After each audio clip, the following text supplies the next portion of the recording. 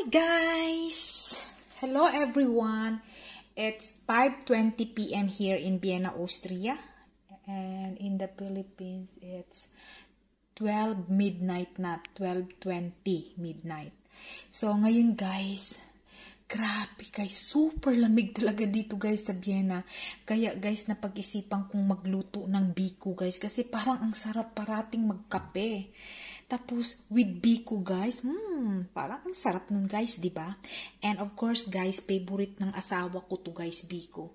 Napakaswerte ko talaga sa asawa ko, guys, dahil hindi ako nahirapang pakainin siya ng mga Pinoy foods.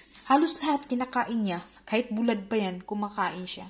So, eto guys, pagkatapos ko siyang niluto, guys, sa kawali, tapos gumawa ako ng toppings, and then gi-bake ko siya, guys, ng 25 minutes na pag-bake. So, eto guys, kain tayo. Babu!